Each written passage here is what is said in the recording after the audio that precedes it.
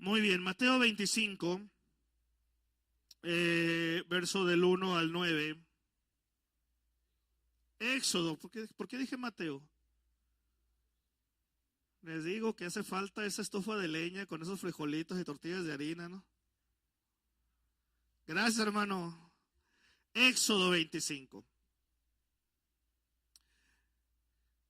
Dice a partir del verso 1.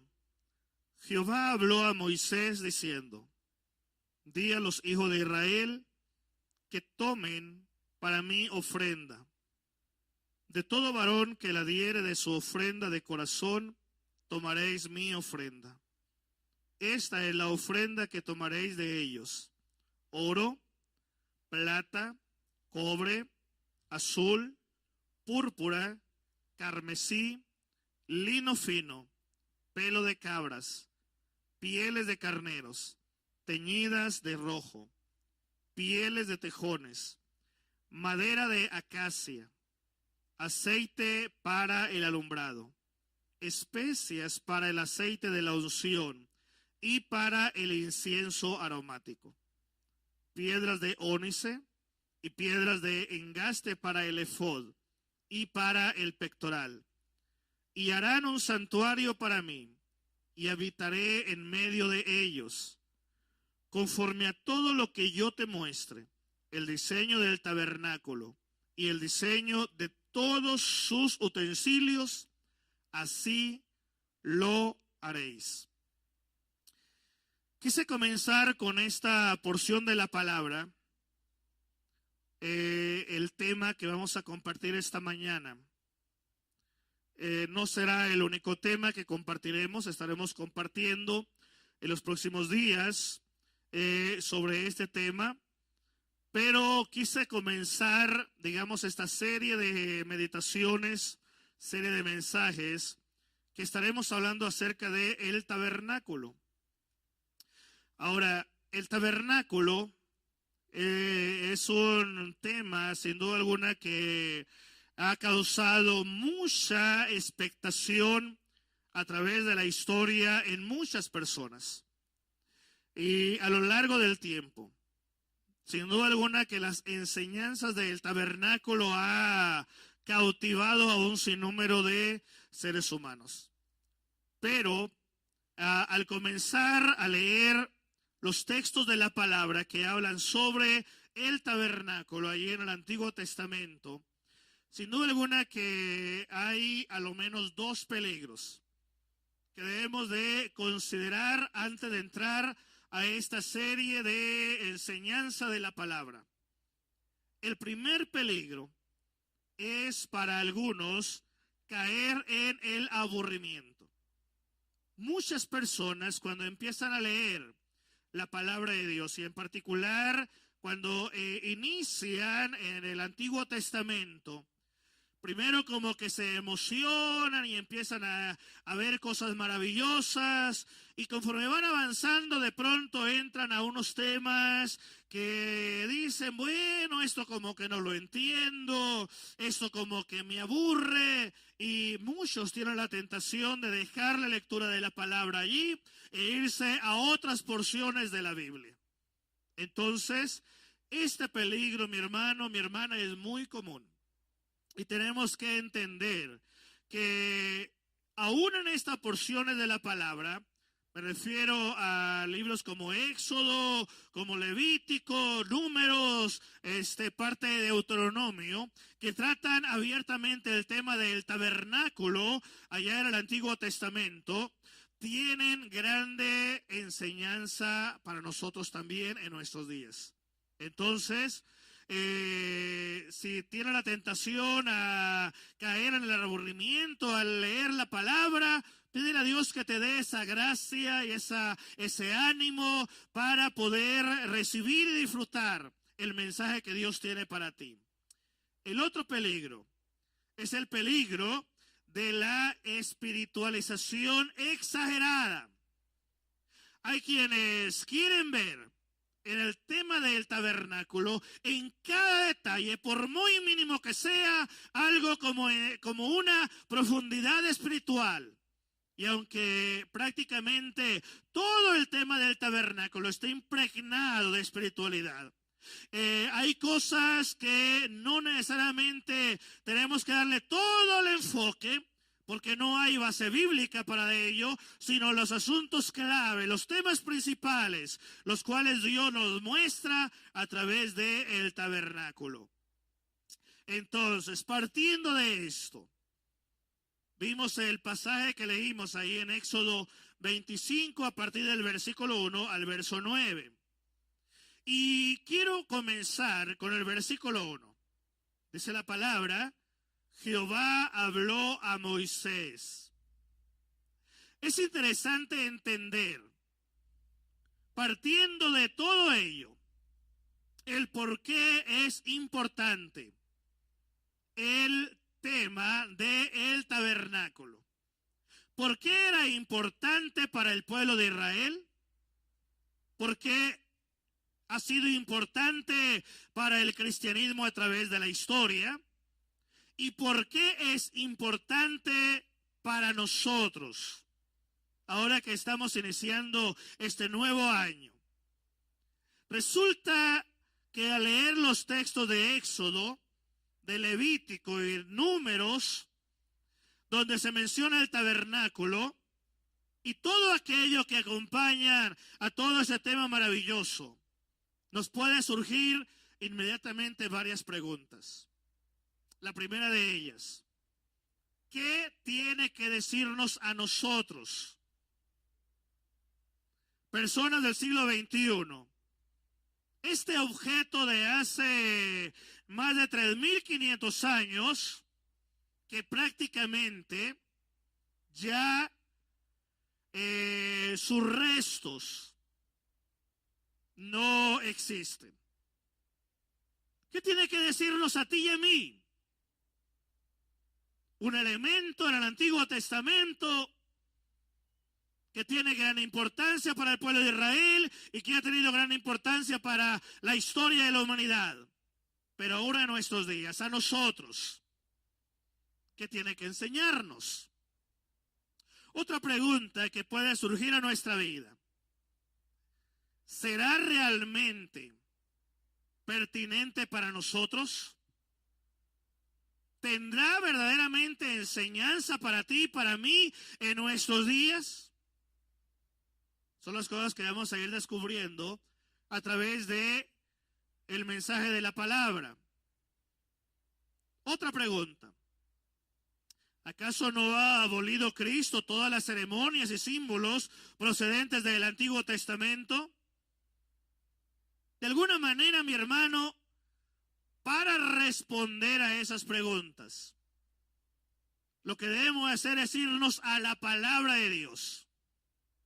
Tenemos que ir a lo que Dios enseña, lo que Dios muestra en su palabra y lo que a través de la historia la iglesia ha venido predicando, ha creído, ha vivido, hasta llegar a nuestros días.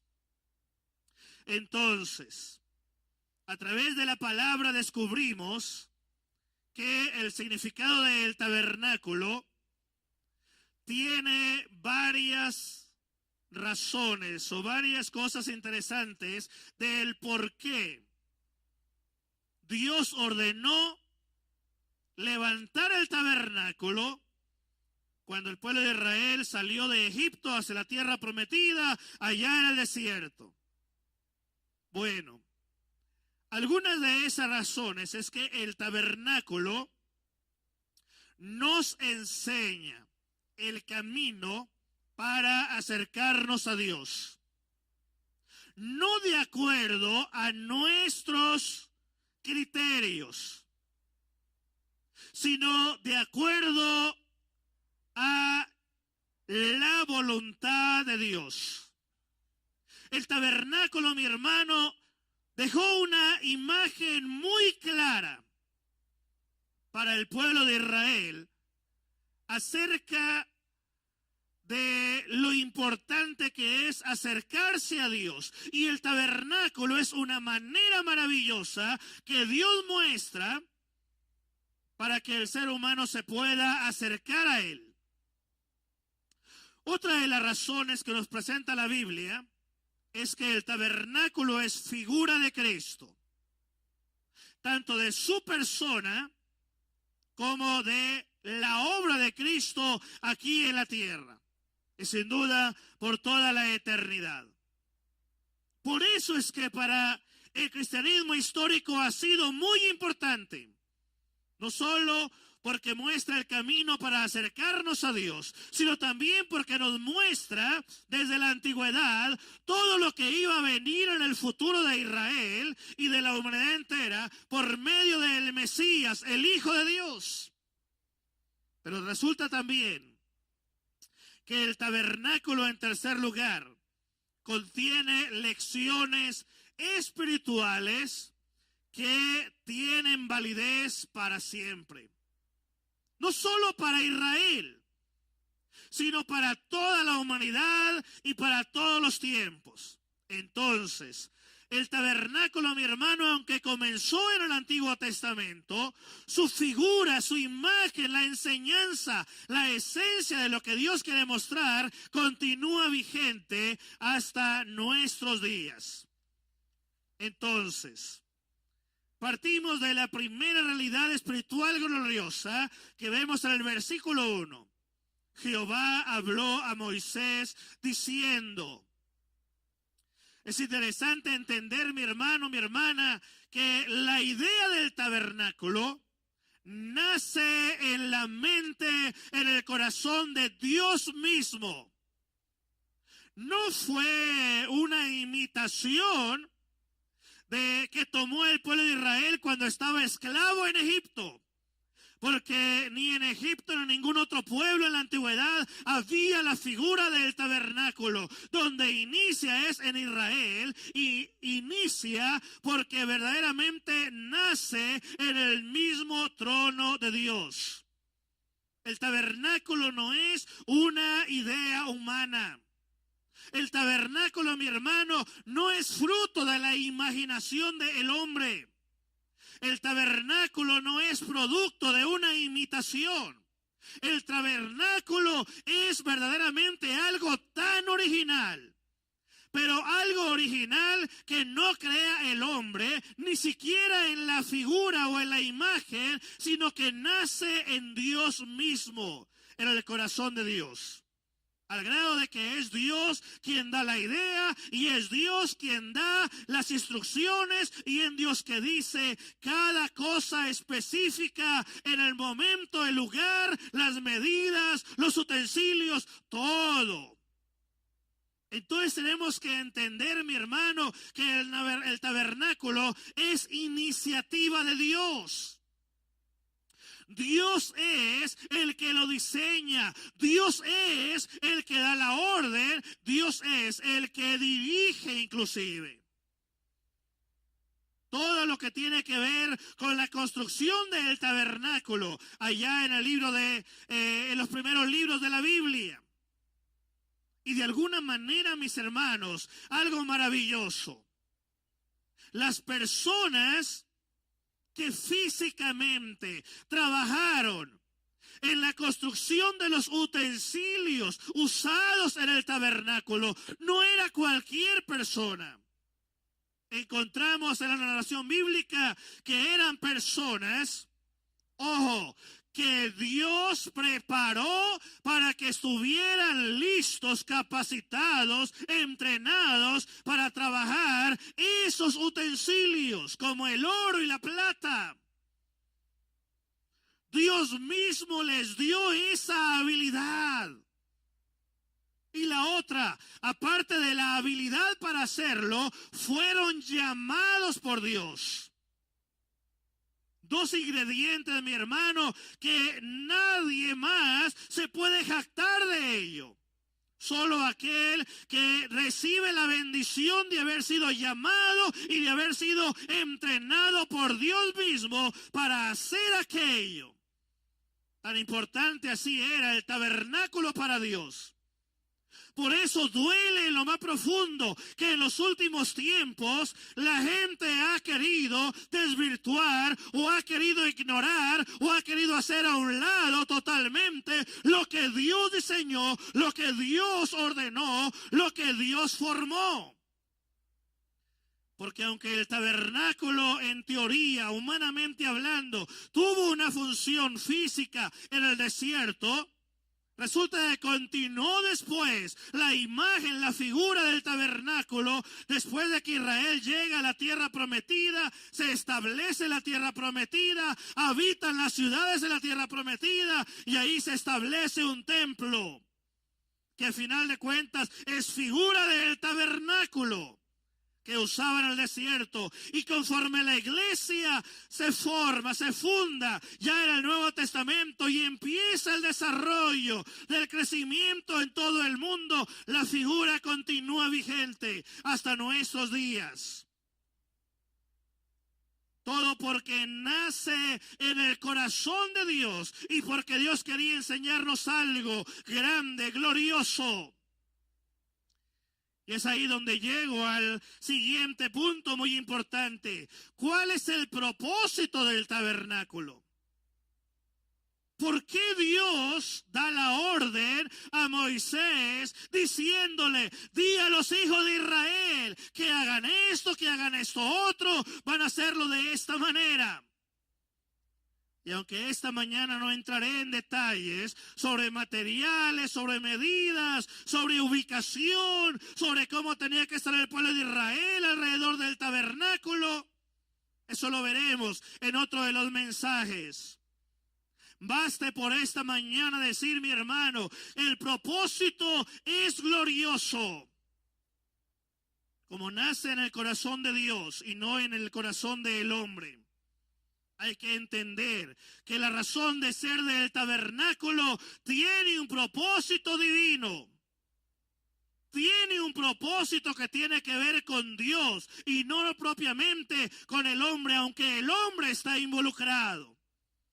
Pero es principalmente para Dios, para que el nombre de Dios sea glorificado.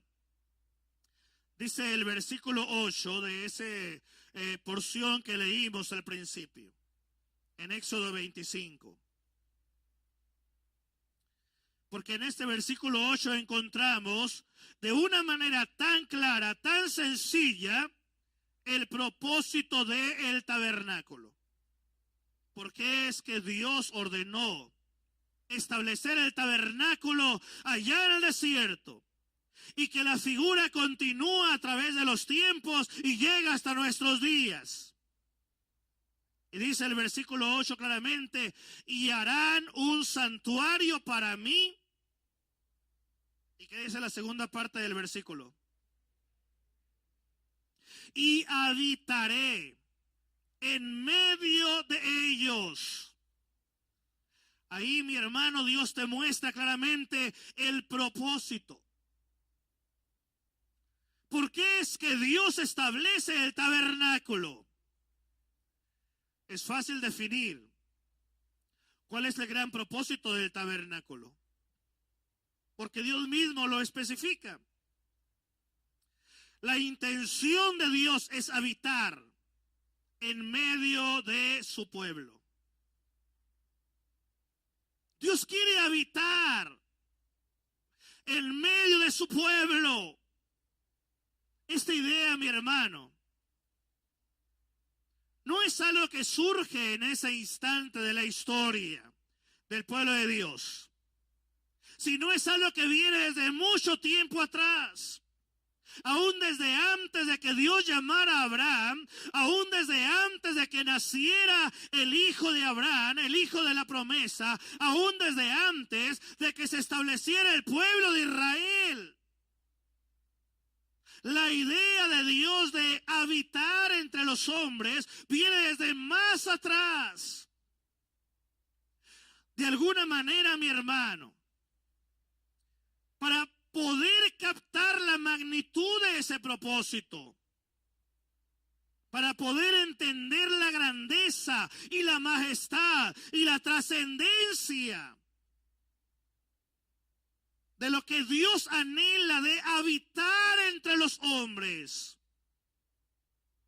tenemos que entender lo que Dios nos muestra desde más atrás del pueblo de Israel en Egipto. Desde mucho antes de que Moisés naciera, desde mucho antes de que Abraham naciera, desde mucho antes inclusive del diluvio, desde mucho atrás. El anhelo de Dios, hermano, desde que formó al hombre ha sido morar con el hombre, habitar con el hombre. Es el hombre el que no ha querido a Dios en su compañerismo. Históricamente es el hombre el que ha dado la espalda a Dios. Pero resulta que Dios desde el mismo origen de todas las cosas ha querido morar con el hombre. Y de allí viene esa figura tan maravillosa. Solamente entendiendo la grandeza, la majestad y la trascendencia de que Dios quiere morar con el hombre, es que podremos valorar en toda la intención de la palabra el hecho de que Dios ordenó a Moisés levantar el tabernáculo. Esas cualidades podemos apreciarlas claramente poco más atrás, ahí en el libro de Éxodo 24, verso 15 al 18. Donde dice la palabra: entonces Moisés subió al monte y una nube cubrió el monte. Y la gloria de Jehová reposó sobre el monte Sinaí. Y la nube lo cubrió por 6 días. Y el 7º día llamó a Moisés de en medio de la nube. Y la apariencia de la gloria de Jehová era como un fuego abrasador en la cumbre del monte, a los ojos de los hijos de Israel. Y entró Moisés en medio de la nube y subió al monte. Y estuvo Moisés en el monte 40 días y 40 noches. Aquí se describe claramente la grandeza, la majestad de Dios.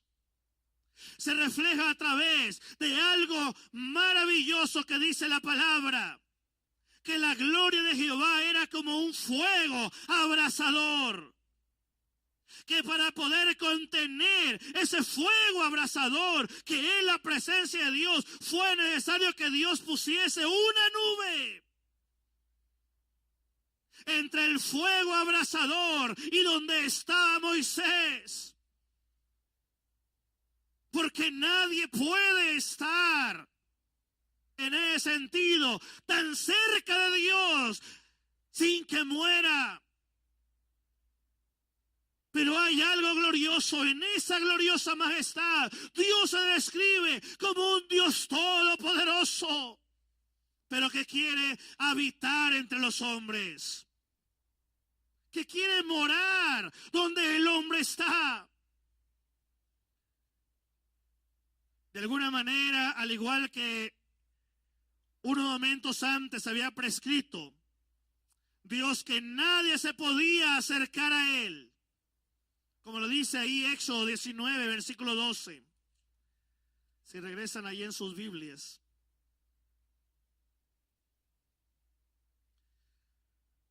Le dice Dios a Moisés: y señalarás término al pueblo en derredor, diciendo: guardaos, no subáis al monte, ni toquéis sus límites. Cualquiera que tocare el monte, de seguro morirá. El contexto de esta experiencia de Moisés con Dios, cuando Dios le da esta orden a Moisés y a la vez le dé la orden al pueblo de Israel, tiene que ver del encuentro entre Moisés y Dios en el monte Sinaí, donde estaba la presencia gloriosa de Dios. Entonces, ¿cómo podía el hombre acercarse a Dios sin perecer?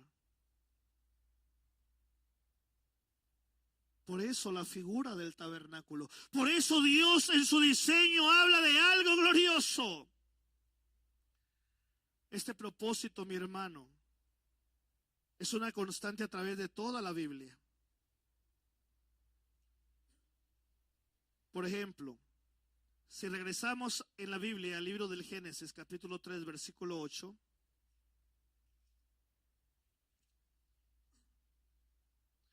Ya desde el principio podemos ver a Dios paseándose en el huerto, acompañado de los primeros seres humanos en la historia, Adán y Eva. ¿Qué dice el capítulo 3, versículo 8? Y oyeron la voz de Jehová, Dios que se paseaba en el huerto, al aire del día. Y el hombre y su mujer se escondieron de la presencia de Jehová Dios entre los árboles del huerto. Y el contexto de este versículo viene a raíz de haber cometido pecado la primer pareja cuando Dios se presenta en el huerto. Pero aquí quiero resaltar algo. Dios que se paseaba en el huerto. Esta escena, mi hermano, respira familiaridad. Esta escena nos habla de cercanía. Denota la idea que de alguna manera Dios era accesible para la primer pareja en el huerto. Había una relación entre ellos. Había un acercamiento entre ellos. Acercamiento que se perdió al entrar el pecado en sus corazones. Más adelante, Génesis 18, versículo 1.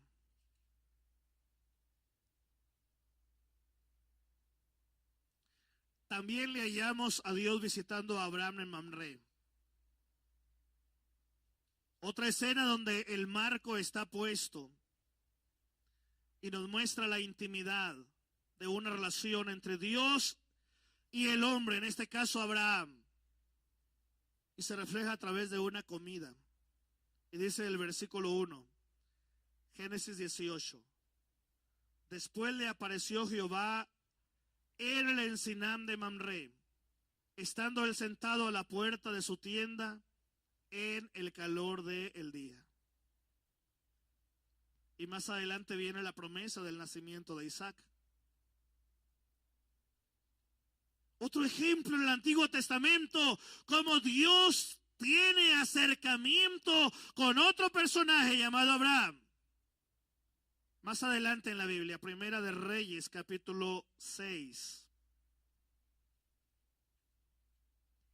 Váyanse hasta Primera de Reyes, capítulo 6.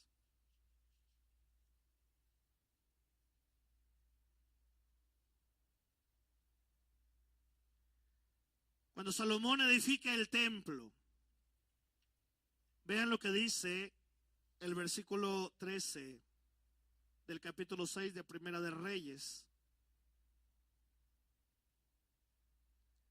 Y habitaré en ella, en medio de los hijos de Israel, y no dejaré a mi pueblo Israel. Aquí está hablando del templo de Salomón. Y Dios le dice claramente a Salomón y a todo el pueblo de Israel, refiriéndose al santuario, al templo, y habitaré en ella. Y dice el por qué. Porque Dios quiere estar en medio de Israel. Cerca del pueblo, cerca de la gente. Llama la atención, hermanos, que cuando vemos en el contexto de esta experiencia del templo, se menciona el término casa para referirse al templo. Curiosamente, cuando hablamos del templo sabemos a qué nos referimos, pero cuando se utiliza el término casa,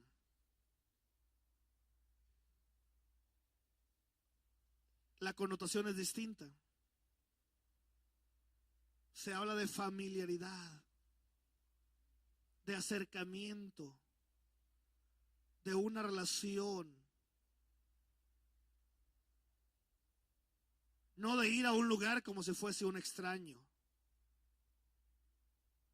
donde se cantan alabanzas y se alaba a Dios. Cuando se habla del término casa es algo distinto. Yo creo que de ahí, desde muchos años atrás, muchos cristianos empezaron a llamarle al templo la casa de Dios. Que después empezó a desvirtuarse la idea original, pero que habla de algo, hermano. Dios quiere tener acercamiento con nosotros. Dios quiere tener una relación contigo de familiaridad, donde tú puedas, al igual que los antiguos lo hacían, poder platicar con Dios, poder abrir tu corazón delante de Él y tener ese acercamiento con Él. Y no ver a Dios como algo distante. No ver a Dios como algo imposible de acercarte a Él. Sino ver al Señor como alguien tan cercano. No en vano, a través del tiempo se empezó a usar la figura de nuestro Padre Celestial. Otro término que habla de una familiaridad, de un acercamiento. Después vemos en el templo futuro que contempla el profeta Ezequiel la misma intención de Dios. Váyanse más adelante en sus Biblias a uno de los profetas llamado Ezequiel.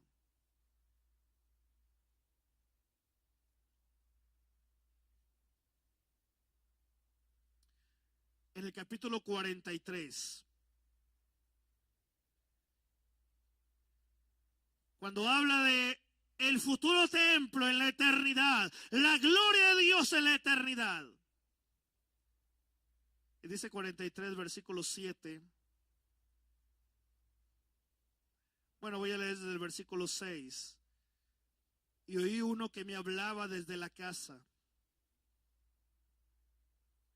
Y un varón estaba junto a mí y me dijo: hijo de hombre, este es el lugar de mi trono.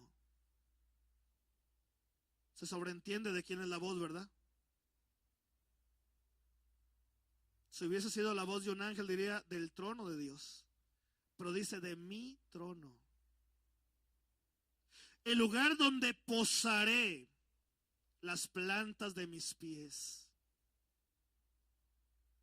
en el cual habitaré entre los hijos de Israel para siempre. Y nunca más profanará la casa de Israel mi santo nombre. Ni ellos, ni sus reyes, con sus fornicaciones, ni con los cuerpos muertos de sus reyes en sus lugares altos. ¿Se dan cuenta? Aquí encontramos muchísimos temas para poder predicar por mucho tiempo, solamente en este versículo de la palabra. Pero por esta mañana, hermano, basta enfocarnos en un aspecto que menciona prácticamente en el centro del versículo 7, cuando dice: habitaré entre los hijos de Israel para siempre. Ahora váyanse al versículo 9. Ahora arrojarás lejos de mí sus fornicaciones y los cuerpos muertos de sus reyes. ¿Y qué dice al final del versículo? Y habitaré en medio de ellos para siempre. Ven cómo Dios desde el Antiguo Testamento se paseaba en el huerto con Adán y Eva, acercamiento con ellos, habitando entre ellos. Luego vemos a Dios acercándose a Abraham en aquel lugar llamado Mamre, donde tienen inclusive una comida entre ellos. Imagínate a Dios comiendo en tu casa. Luego vemos a Salomón cuando edifica el templo, porque querían rescatar la figura del tabernáculo que usaron en el desierto. Ahora ya está en la tierra prometida. Quieren rescatar la figura y deciden, con el permiso de Dios, con la aprobación de Dios, edificar un templo ya no hecho de telas o de pieles, sino ahora hecho de material. Y cuando platica Salomón con Dios en la oración, Dios le dice, yo habitaré en este templo. ¿Por qué? Porque Dios siempre quiere estar en medio del pueblo. Y cuando vemos al profeta Ezequiel, que Dios le describe lo que está por venir en la eternidad y puede ver un templo en el cielo, el Señor se acerca a él y Dios mismo le dice, este es mi trono. Y habla de cosas gloriosas, mi hermano, pero una de las cosas dice, está diseñado para habitar con mi pueblo. ¡Qué glorioso es Dios, mi hermano! Y luego llegamos al libro de Zacarías. Continúa ahí en tu Biblia hasta el profeta Zacarías. En el capítulo 2, versículos 10 y 11, encontramos algo hermoso también. Está hablando del llamamiento de los cautivos en la profecía que Dios da por medio de Zacarías. Y en este contexto Dios habla algo maravilloso. Y dice verso 10 y 11. Canta y alégrate, hija de Sión, porque he aquí vengo. ¿Y qué dice? Y moraré en medio de ti, ha dicho Jehová. Pero lo que me impacta es lo que viene en el versículo 11, porque primero habla de Israel, del pueblo de Dios, pero miren lo que dice el verso 11, y se unirán muchas naciones a Jehová en aquel día, y me serán por pueblos. Y luego vuelve a usar la expresión que dice, moraré. ¿Se dan cuenta, mi hermano? ¡Qué maravilloso es Dios! Y moraré en medio de ti, y entonces conocerás que Jehová de los ejércitos me ha enviado a ti.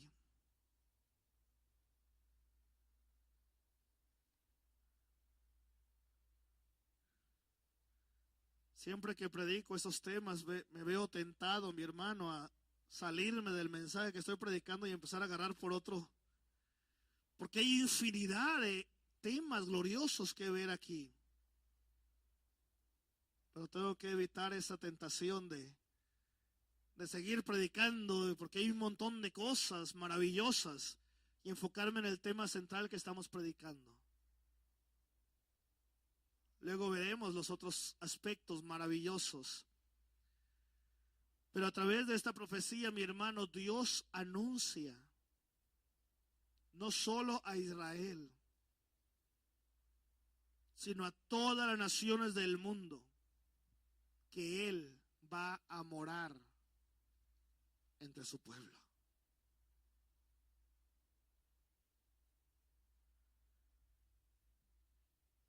En el libro de Ezequiel, Regresa a Ezequiel, capítulo 48.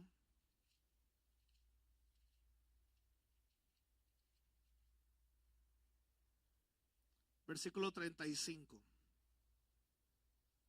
Vean cómo termina la profecía que Dios da a través de Ezequiel. Es el último versículo del libro de Ezequiel. Y vean cómo termina. En derredor tendrá 18,000 cañas. Y el nombre de la ciudad desde aquel día será Jehová. ¿Qué dice? Jehová Sama. ¿Sabes qué significa Jehová Sama? Jehová allí. Ahí está Jehová. Hermano, qué glorioso. ¿Qué fue lo que hizo especial el huerto del Edén? Que allí estaban Adán y Eva. Que había armonía entre el hombre y los animales. Que ahí moraban en el huerto. No, hermano, ¿sabes qué es lo que hacía especial el huerto del Edén? Que allí estaba Jehová. ¿Qué hacía especial el tabernáculo? Que había utensilios de oro y de plata. Que las telas de las cuales estaba forrado, diseñado el tabernáculo, eran hermosas. Que la madera era madera muy fina. No, lo que hacía hermoso el tabernáculo, mi hermano, es que ahí estaba Jehová. ¿Qué hacía hermoso el templo de Jerusalén o el templo de Salomón, como la quieras llamar? Que estaba edificado con tal hermosura que apantallaba a todos los reyes de la tierra. No, lo que hacía hermoso el lugar es que allí moraba Jehová. Mi hermano, ¿qué es lo que hizo hermoso o hace hermoso, mejor dicho, lo que está por venir en la eternidad? Que la Biblia describe calles de oro, mar de cristal. No, hermano, lo que motiva al verdadero creyente es que ahí mora Jehová de los ejércitos. ¿Qué es lo que va a hacer hermoso el templo donde te reúnes? Que está hecho de un material o de una pintura que llama la atención. Si eso es lo que tienes en mente, estás equivocado. Lo que va a hacer hermoso un santuario, un templo, es que allí debe morar Jehová de los ejércitos. Porque Dios quiere morar con su pueblo, porque ahí donde está Dios, hermano, como decía un canto antiguo, suceden cosas maravillosas. Mi hermano, imagínate tu hogar. Sí, la casa donde tú comes, donde tú duermes, donde lavas la ropa, donde preparas comida, donde se sienta a la mesa para comer, para platicar, para tomarse un café. Imagínate la casa donde tú moras. Que tú mismo, como un hombre, una mujer de Dios, le diga: Señor, ven a mi morada. Tú eres el invitado de honor en esta casa. Ven a morar con nosotros. ¿Sabes qué es lo que va a pasar, mi hermano? Que Dios se lo va a tomar muy en serio. Se sobreentiende que a Dios no lo puede tener un cuarto como este, mi hermano. Se sobreentiende que a Dios no lo puede detener un tabernáculo en el sentido humano de la palabra, o un templo, o una casa. Pero es aquí donde entra la gloriosa bendición de Dios. Como el Señor, mi hermano, a través del tiempo, ha venido describiendo que Él quiere morar con su pueblo. Al entrar en el Nuevo Testamento, la intención de Dios no cambia.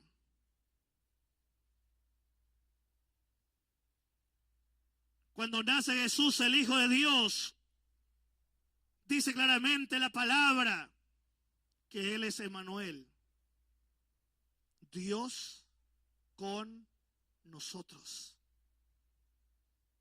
No hay mejor manera de concretar esta intención de Dios en medio del hecho de la encarnación. Es decir, Dios asume una naturaleza humana con la cual va a quedar permanentemente unido al hombre. Dios morando con su pueblo.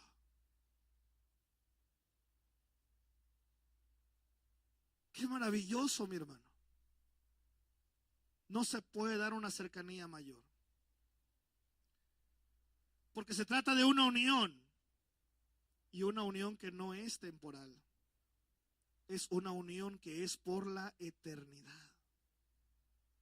Y vean lo que dice el apóstol Juan en el capítulo 1, verso 14.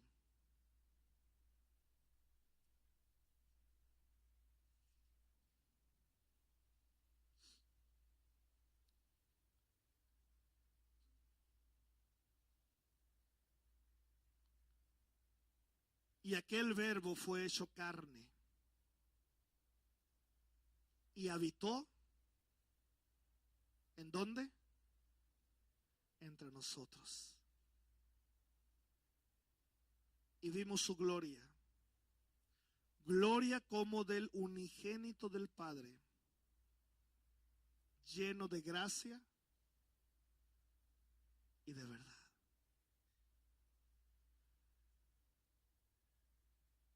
Qué maravilloso. Por eso, mi hermano, es que para Dios es tan importante el tabernáculo.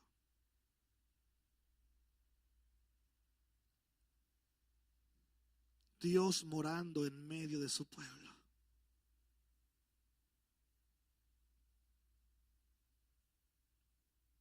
Por eso duele que en los últimos tiempos el ser humano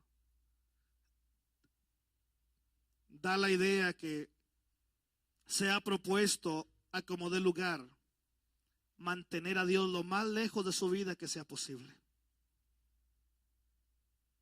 Como diciéndole a Dios, no te acerques, Dios. Allá quédate a lo lejos. Entre más lejos mejor. Se les olvida que quien quiere tener comunión con nosotros es Dios.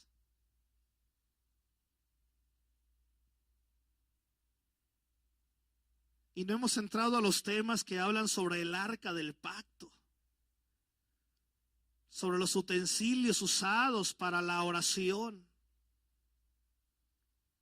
sobre la mesa de los panes. No hemos entrado, hermano, mi hermana, a esos temas profundos, gloriosos que Dios enseña.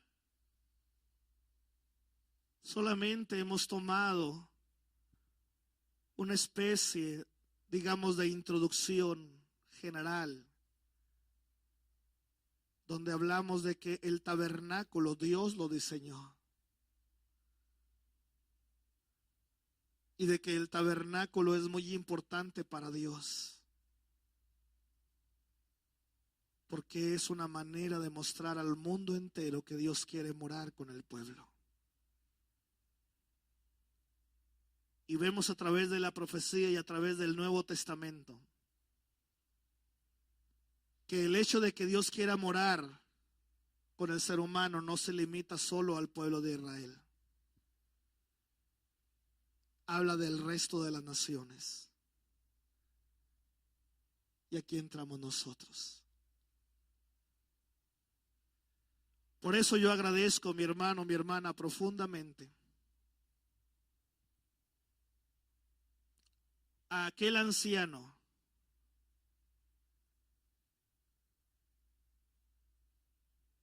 llamado Anacleto, mi abuelo paterno,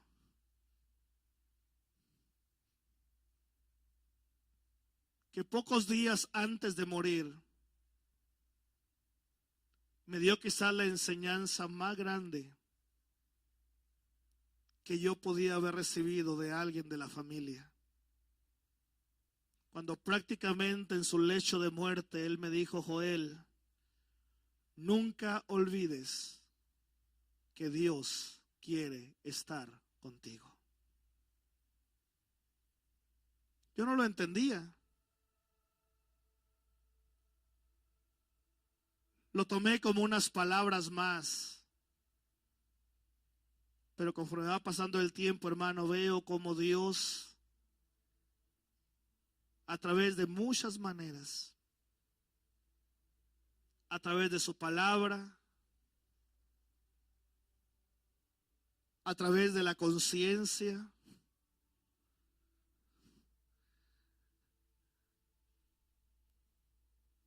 a través de los mensajes que he escuchado o he recibido, de lo que he predicado a través de los años,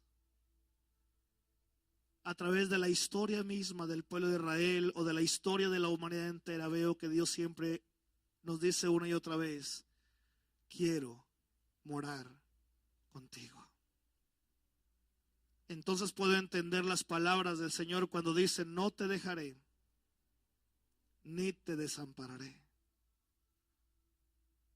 Entonces puedo entender la palabra del salmista cuando dice: Jehová es mi pastor y nada me faltará.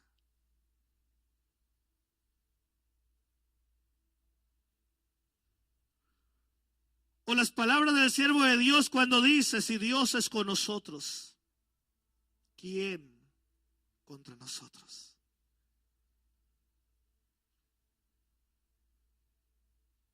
No entré al tema de qué aleja a Dios. Lo veremos en otra ocasión. Lo único que puede alejar a Dios de ti, mi hermano, es que tú cometas pecado.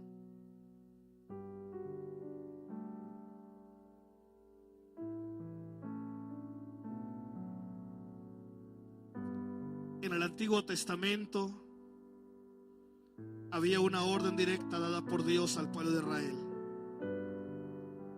Cuando iban en el desierto, si alguien del pueblo de Israel cometía pecado, dice la palabra, tenían que sacarlo del campamento para un tiempo de purificación. No podía estar donde estaba la presencia de Dios. Pero hay un dato en el Antiguo Testamento muy interesante. Cuando Moisés estaba en la montaña, recordarán la historia, cuando baja Moisés de la montaña, de pasar 40 días con sus noches, de estar en comunión con Dios. Cuando baja de la montaña, escuchó un alboroto Moisés. Y cuando llega al campamento se dio cuenta que estaban adorando un becerro de oro. ¿Recuerdan la historia? Y prácticamente todo el pueblo de Israel estaba adorando el becerro de oro. Todo el pueblo cometió pecado. Fíjense qué tristeza. Partiendo del sacerdote. Todo el pueblo. ¿Saben qué fue lo que hizo Moisés? Sacó el tabernáculo del pueblo. Porque eran todos eran pecadores. Cuando uno pecaba, a ese uno lo sacaban. Pero cuando todo el pueblo pecó, lo que hizo Moisés fue que sacó todo mejor.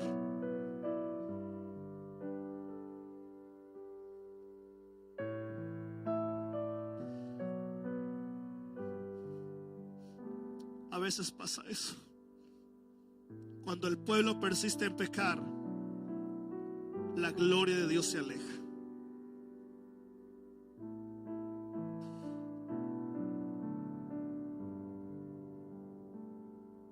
Dios quiere morar contigo. La pregunta que me lleva a esta conclusión es si tú realmente tienes interés en habitar con Dios. Yo te invito a ponerte en pie, mi hermano, mi hermana.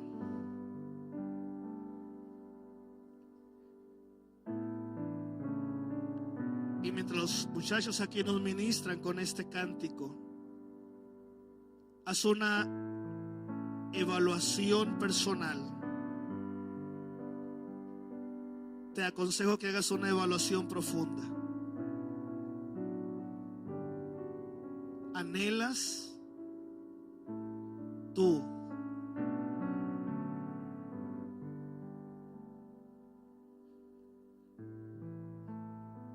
Es más, me voy a atrever a hacer algo? Ni siquiera le preguntes a alguien de tu familia qué piensa él o ella. Se trata de ti en lo personal. Tú personalmente. ¿Anhelas morar con Dios?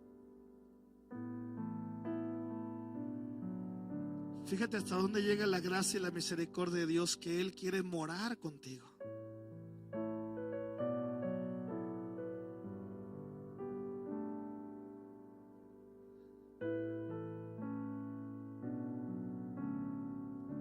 ¿Qué harías si Dios te dijera: a partir de hoy voy a habitar en tu casa?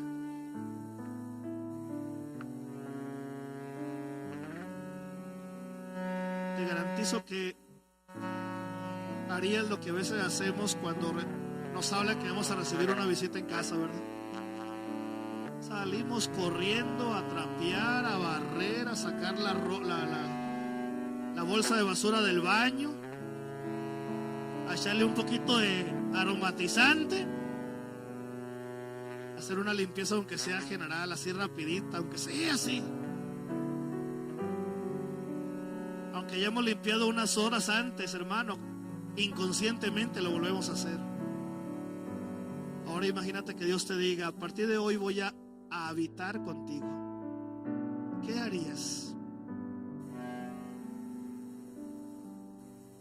¿Qué es lo primero que sacarías de tu casa, sabiendo que Dios quiere morar contigo? ¿Qué es lo primero que sacarías de tu corazón,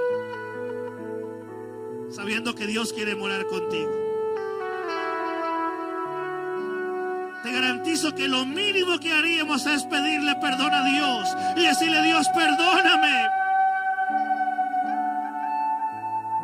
Porque a diferencia del tabernáculo, que era santo, mi casa no es santa. Porque todavía hay pecado en medio. O a lo mejor le diríamos: Señor, perdóname porque mi corazón no está limpio del todo. De eso se trata, mi hermano. Que esta mañana, ahí en tu oración personal, le digas: Dios mío, quiero ser limpio, quiero ser santo, porque sí anhelo morar contigo, Señor. ¿Estamos listos? Es tu oración y es Dios. Empieza a orar, mi hermano, en esta mañana. Yo te aconsejo que hables con el Señor.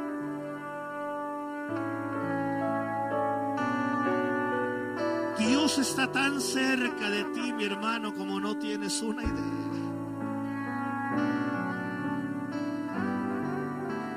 Dios morando entre su pueblo.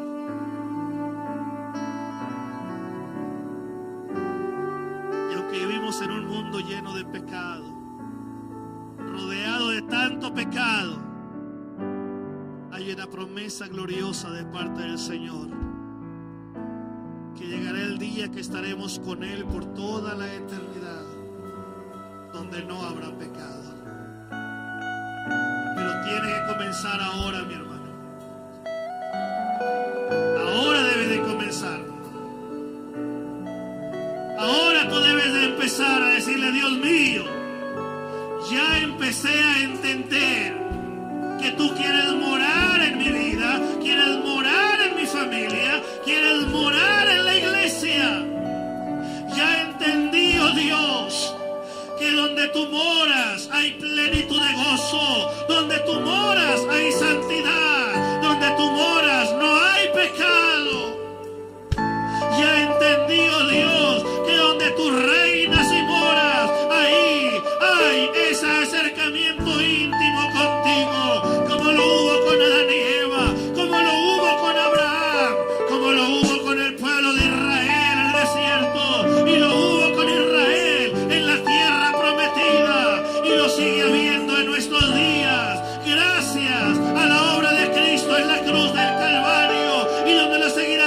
pasando por la eternidad. Dios morando entre su pueblo. Y a diferencia de la gran mayoría que quiere alejar a Dios de su vida, que no sea nuestra intención, sino sea todo lo contrario. En lugar de alejarlo de tu vida, invítalo a que esté más cerca de ti. Invítalo a tu hogar. Invítalo a comer a tu casa en un sentido figurado. Invítalo a vivir entre los tuyos. Padre, en el nombre de Jesucristo, aquí estamos delante de ti. La palabra se ha proclamado, Señor. El mensaje se ha transmitido. Es verdad, Padre, que faltan muchas cosas para que nosotros las podamos entender. Y es verdad que a veces, mi Dios, se entremezclan ideas humanas y hacen a un lado las ideas divinas. Pero en esta mañana te rogamos nos perdones si no habíamos entendido la profundidad del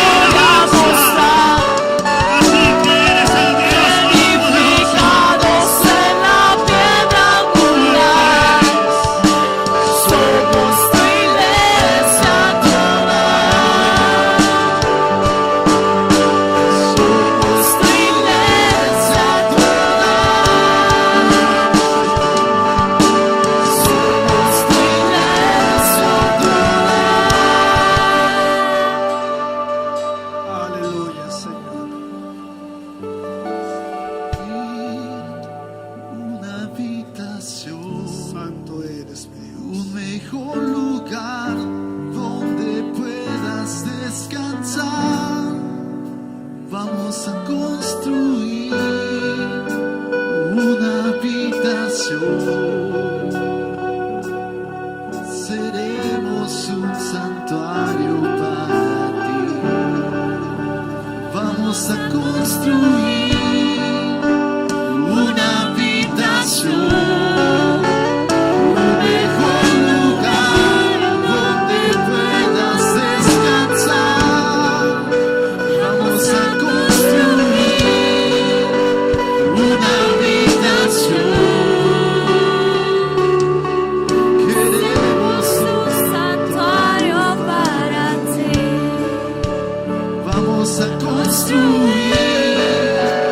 una habitación. Un mejor lugar donde puedas descansar. Vamos a construir una habitación. Seremos un santuario para ti. Aleluya, Señor. ¿Hasta dónde llega la gracia de Dios?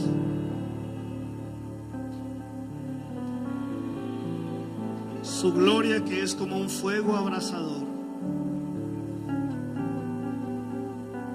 donde humanamente es imposible que el hombre se pueda acercar a Dios sin perecer. Resulta que Dios toma la iniciativa y en su amor y misericordia diseña todo para Él poder morar con el hombre. Por eso no se entiende por qué el ser humano no quiere morar con Dios. Pero gloria a Dios que hay hombres y mujeres como ustedes que anhelan estar con el Señor. ¿Cuántos invitaron a Dios a su vida, a su hogar? Dale ese fuerte aplauso al Rey de Reyes y Señor de Señores.